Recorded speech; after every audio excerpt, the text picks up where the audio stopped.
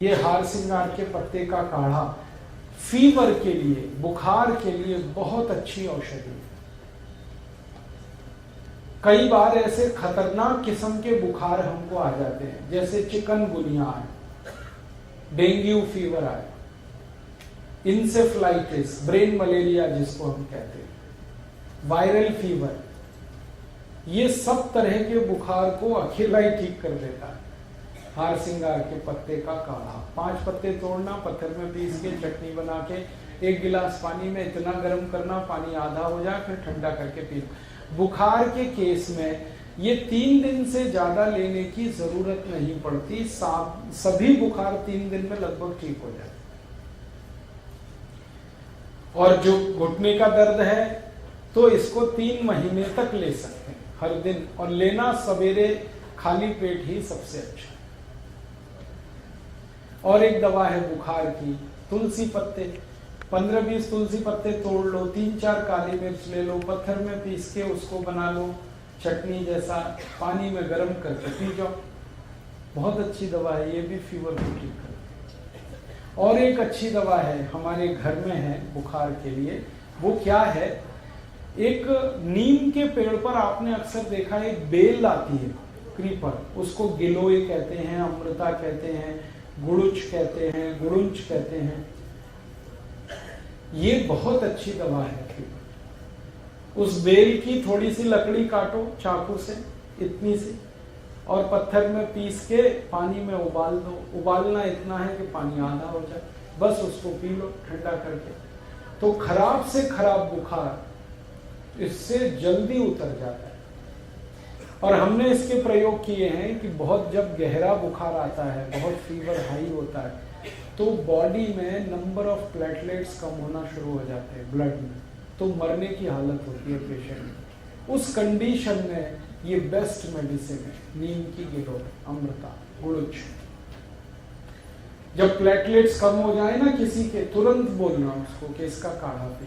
और एक काम में ये काम लेना आप इसको, जब WBCs बहुत तेजी से गिरे, व्हाइट ब्लड कॉर्पस्कल्स बहुत कम हो जाए और पेशेंट के मरने की स्थिति आए, तब आप जरूर बताना उसको। आयुर्वेद में इसको अमृता कहा है, अमृत जैसी, माने मरते हुए को जिंदा कर ले, ये ऐसी दवा।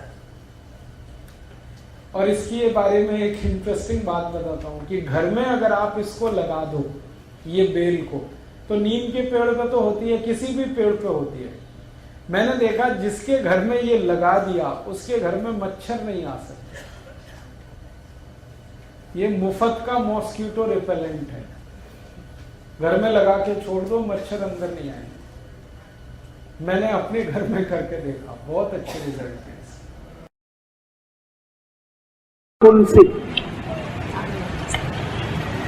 हम सबके घर में है, ऐसा कोई घर शायद नहीं मिले जहां तुलसी ना हो। तुलसी 2 प्रकार की होती है, एक तुलसी ऐसी है जिसको हम लोग कहते हैं राम तुलसी, और एक है जिसको हम कहते हैं श्याम तुलसी।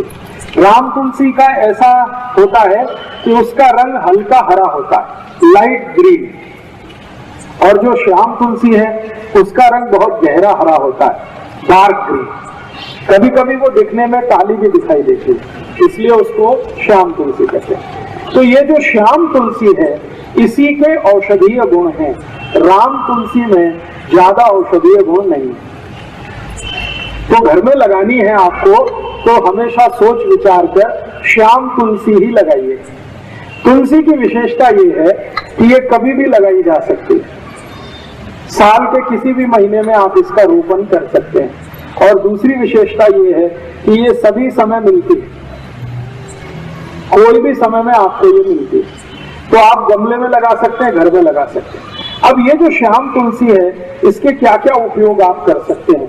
इसका सबसे बड़ा उपयोग है किसी भी तरह के बुखार को समाप्त करने, ज्वर, फीवर, किसी भी तरह का फीवर आपको है, वायरल फीवर है, बैक्टीरियल फीवर है, या टाइफाइड का बुखार आ गया आपको, या सर्दी जुकाम के कारण कोई बुखार आ गया, या कई बार ऐसा होता है कि शरीर से बहुत ज्यादा श्रम किया, बहुत काम किया, तो भी बुखार आ सकता है। तो किसी भी तरह के बुखार को तोड़ने में श्याम तुलसी का बहुत बड़ा योगदान है। इतना बड़ा योगदान है जो शायद किसी दूसरी चीज का नहीं है। तो आप इसको हमेशा घर में रखिए और किसी भी तरह का बुखार आए तो इसका भरपूर उपयोग करिए। इसका उपयोग करने का तरीका बहुत सरल है। 15-20 पत्ते इसके तोड़िए, श्याम तुलसी के, चटनी बना के उसका रस निकाल लीजिए, इस रस को गर्म कर दीजिए, इसमें थोड़ा गुड़ मिला दीजिए और अगर आप शहद खा सकते हैं, मध खा सकते हैं तो थोड़ा सा मध मिला दीजिए और इस रस को मध के साथ मिलाकर नहीं तो गुड़ के साथ मिलाकर एक एक चम्मच सुबह दोपहर शाम अगर लेंगे तो किसी भी तरह के बुखार को तोड़ सकते हैं। अंग्रेजी की दवा पैरासीटामोल जो काम करती है वही काम ये तुलसी करती है। बहुत अद्भुत। तुलसी का सबसे बड़ा उपयोग है किसी भी तरह के बुखार को तोड़ने में। अगर 104 डिग्री 105 डिग्री बुखार आ गया है तो तुलसी का काढ़ा बना के दीजिए, बुखार तुरंत 105 से 102 101 पे आ जाए। काढ़ा कैसे बनाना है? तुलसी के पत्ते 15-20 तोड़कर पानी में डाल दीजिए, आधा कप पानी में खूब उबालिए इस पानी को, इतना उबालिए कि ये आधा रह जाए।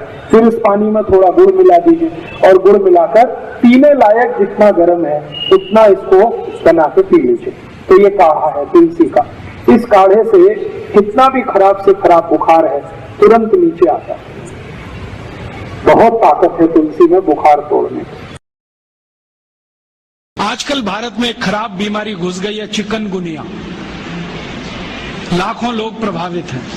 मैं 6 महीने से गांव-गांव घूम के उसका इलाज कर रहा हूं और आपको सुनकर ताज्जुब होगा, ज्यादा लोगों को इलाज में मैं एक ही बात बताता हूं, तुलसी का काढ़ा पी लो।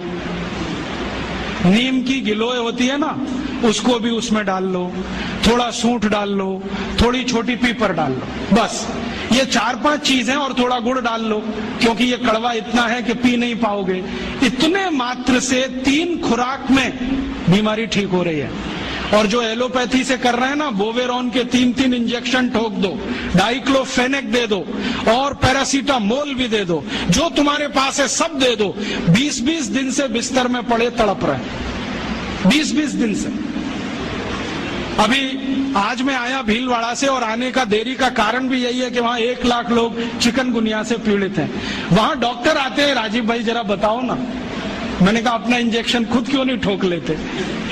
कहते हमें मालूम है इसके साइड इफेक्ट क्या है, तो पेशेंट को क्यों नहीं बताते? इतने हरामखोर हो। तुम्हें मालूम है कि इसका साइड इफेक्ट क्या है? बोवेरॉन लगाएंगे तो क्या होने वाला है? मुंह में छाले हो जाएंगे, गले में छाले हो जाएंगे, अल्सर भी हो सकता है, तुम जानते हो, फिर पेशेंट को क्यों नहीं बताते? ये हरामखोरी तुम में कहां से आ गई? अपने को इंजेक्शन ठोकोगे नहीं, उसको ठोकते जाओ, तुम्हें मालूम नहीं है ठीक नहीं होगा। फिर पैरासीटामोल देते जाओ, डाइक्लोफेनेक देते जाओ, नोवलजिन के इंजेक्शन लगाते जाओ। और दुर्भाग्य से एलोपैथी ने ये सब नाम 20 साल पहले बैन कर दिए। वो कहते हैं डाइक्लोफेनेक खराब है, पैरासीटामोल तो और भी खराब है, नोवलजिन तो 1984 से बैन है यूरोप में और अमेरिका में। वही इंजेक्शन यहाँ ठोक रहे हैं लगातार। दुष्परिणाम है कि मरीज ठीक ही नहीं हो रहे। और मैं आपको मेरा अपना तजुर्बा बताता हूं। आप में से कुछ विद्यार्थी होम्योपैथी के हैं। आप जानते हैं कि होम्योपैथी की बहुत सारी दवाएं आयुर्वेद से ही निकली। तुलसी है ना, उसी से ओसीमम है। ओसीमम की 3-3 खुराक देके कर्नाटक में 70,000 रोगियों को चलता कर दिया। और वो 20-20 दिन से एलोपैथी खा रहे थे, रिजल्ट नहीं आ रहा है। ओसीमम 200 की 3 खुराक सफिशिएंट। और आदमी 20 दिन से तड़प रहा है बिस्तर में, न नींद आ रही है, न चैन मिल रहा है, इतनी उल्टियां हो रही हैं, बुखार उतर नहीं रहा है, सब तकलीफ है। 3 डोज दो, खत्म कहानी। मैंने उसको फिर कुछ जरूरत ही नहीं। और फिर आज स्थिति यह है कि कर्नाटक सरकार ने हमारे ये कैंपों के रिजल्ट देखने के बाद अपने डायरेक्टर्स और ज्वाइंट डायरेक्टर सबको लाइन से लगा दिया, जाओ राजीव दीक्षित के पास, सीखो उससे वो क्या दे रहा है और रिजल्ट क्यों आ रहे हैं। हमने 70,000 पेशेंट को दवा दी, 6 मरे और उन्होंने 1,22,000 को दी, उसमें से मुश्किल से 6 बचे। ये कर्नाटक का हाल है। कर्नाटक में चिकनगुनिया इतना बुरी तरह से फैला है, कोई गांव नहीं बचा जहां चिकनगुनिया ना हो। मेरी तो स्थिति यह है कि कार्यकर्ता कम पड़ गए, डॉक्टर कम पड़ गए। अगर मेरे पास 1000-2000 डॉक्टर होते तो हम कर्नाटक के उन लाखों लोगों को बचा लेते जो मर गए पिछले 6 महीने। महाराष्ट्र में भी यही है, रिजल्ट मिलते हैं उन दवाओं से, तो भरोसा क्यों नहीं करें उनके ऊपर। ओसीमम तो तुलसी में से ही बनी है भाई, और तो क्या है, डाइल्यूशन फॉर्म में है, बस इतना ही तो है। और तुलसी का काढ़ा समझ लो मदर टिंचर फॉर्म है उसका, तो काढ़ा दे दो तो समझ लो मदर टिंचर दे दिया, और पोटेंसी में दिया तो डाइल्यूट करके दिया।